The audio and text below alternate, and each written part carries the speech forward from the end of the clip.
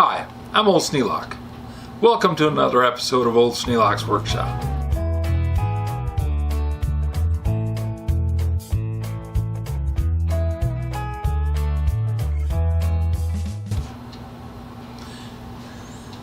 You may remember a while back I cleaned up this cord die stock. To remove the die, I needed to take this set screw out. The set screw was slotted. So I needed a way to open up that slot because it had been beaten up over time and I couldn't get a screwdriver in it. Well, I grabbed up this little hacksaw and used it to go in there and open up the slot. And when I did that, some of you guys asked me about what it was. Well, today I'm going to tell you. This is a Dreier Brothers jab saw. And in the 1963 August edition of Popular Mechanics, there's an article on page 38 that tells you something about the company that made it. So we know the company was around in 1963. I don't know exactly when it ended, but I can't find any reference to it currently. I know Dreier's tools were subsequently sold under the name Klein. This is a hacksaw following the pattern that Dreier had patented. It's a very nice hacksaw. This is one that my dad got a long time ago, would have been in the 60s. And when I started working with him as an electrician, that was late 60s. And he had a hacksaw like this that I use quite frequently. So when I started working with him, he got me one. So I inherited his old one and I have my original one. This is my original one. Very nice hacksaws.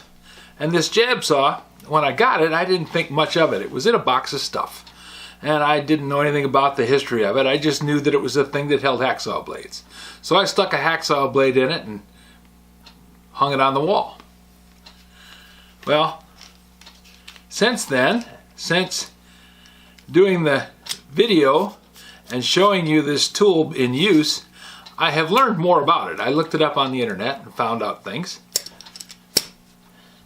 It holds all different manner of hacksaw blades, long as they've got the same dimension as a hacksaw. This just happens to be a 10-inch blade. Now a 10-inch blade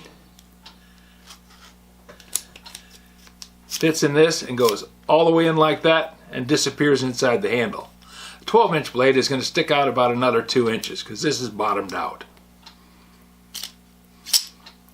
Cool thing about it is you can adjust it back and forth. By running this handle counterclockwise, you loosen up the wedges and the blade can then slip down into the slot and be adjusted back. And then you turn it right-handed clockwise while holding this collar, and it drives the wedge out into this metal tube and locks the blade in place. Now let you do something. You can bend the blade like this and cut flush with the surface. Kind of a handy thing to be able to do.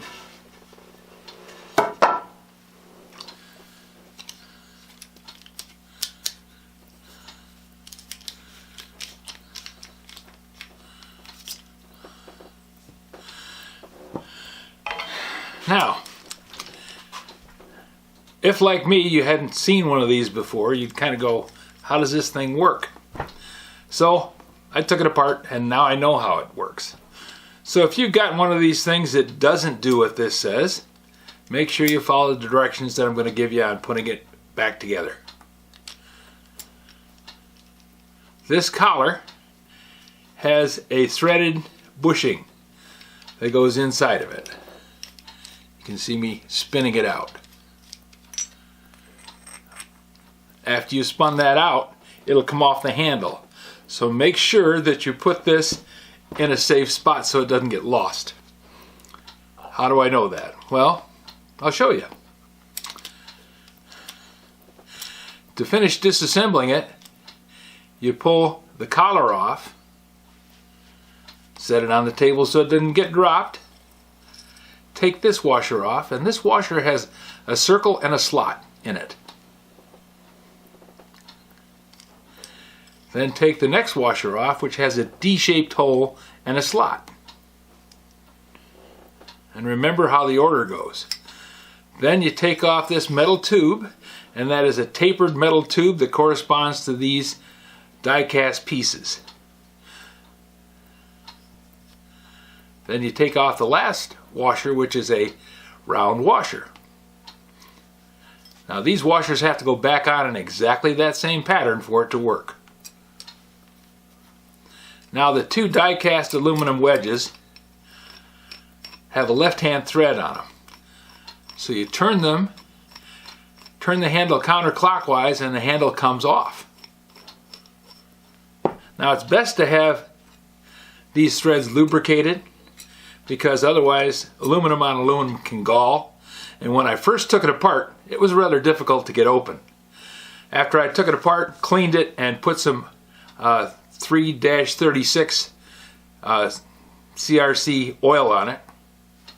This is a dry film lubricant, displaces moisture, prevents corrosion, resists oil and dirt buildup. This is some pretty good stuff. Okay. Now we see that there are two pieces to the wedge, and there are notches, little bosses on the aluminum die-cast wedge. You want to make sure that those line up, and that keeps the wedge in alignment so that it doesn't slide back and forth. Now to reassemble it, you just reverse the process. Being careful to keep both sides of the wedge lined up, you can take your hand and spin the handle in a counterclockwise direction, and it will thread onto that left-hand thread. Then you place the washer with a hole in it, just a round hole, no slot. Then you place the washer with a D-shaped hole in it and the slot. Then you slide the metal tube over.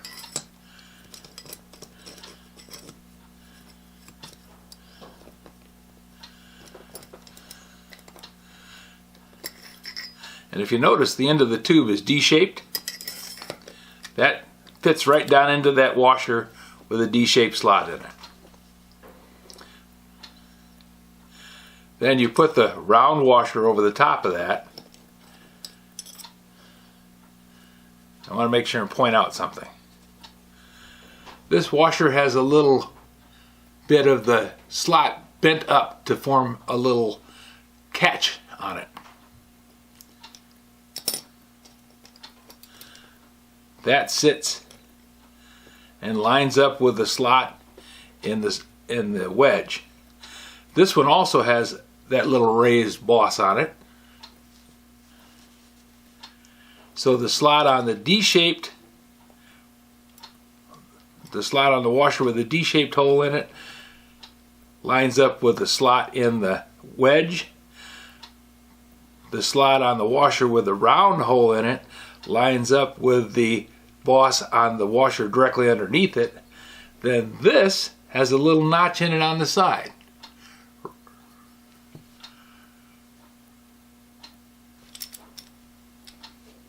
Right here. That notch slips over and lines up with the notch in the washer with a round hole in it. So all those things come together and line up. Then grasping the handle like this and using your thumb and forefinger to keep the pieces in alignment, you can set this on and spin it down.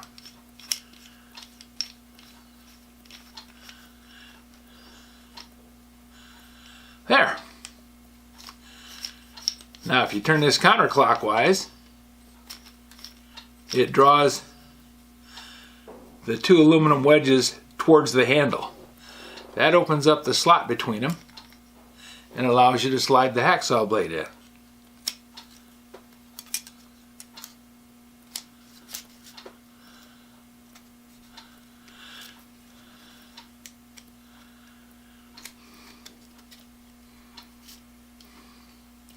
Now the way I like to have the blade in this, or any handle like this for a hacksaw blade, I make it so that the teeth point towards the handle.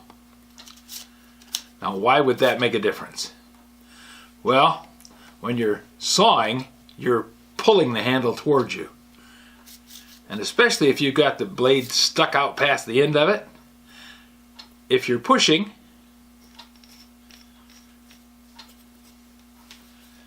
we'll latch that blade back in there again by turning the handle right hand clockwise towards and holding this collar.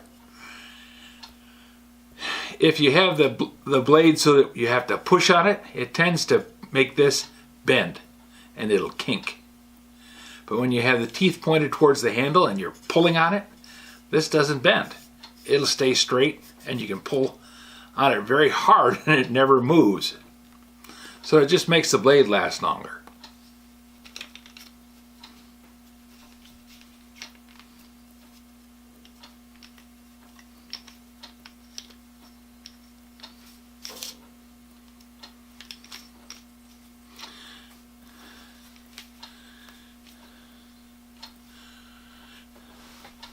And there you have it. This is the Dreier Brothers jab saw. Now there's a lot of them for sale on eBay and quite a few articles on them on the internet. I've found pictures of probably half a dozen of them. That's where I got all of my information on the Dreier Brothers. They were out of Chicago, Illinois. And like I said, I can't find any current reference for them. Doesn't mean that there isn't one. Maybe you guys can find one. Cool little saw, works quite well. I find that especially nice for cleaning out the slots on screwdriver slots. If you have any suggestions for a new video, questions about today's video, or any of the other videos on the channel, just drop it out in the comments. You know I read them all. Thanks for watching.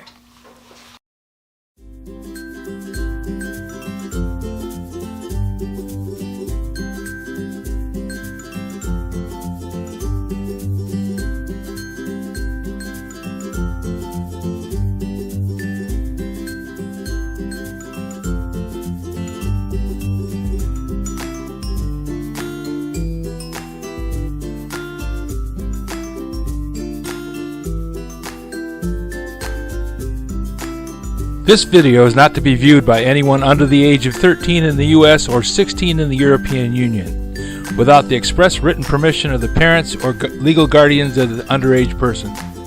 Such written permission must be on file at the local government entity in charge of enforcing the rules and regulations established by the FTC. Anyone violating these terms is admitting by default that they hold harmless the owners and operators of this channel. Any and all questions should be addressed to your local branch of the FTC.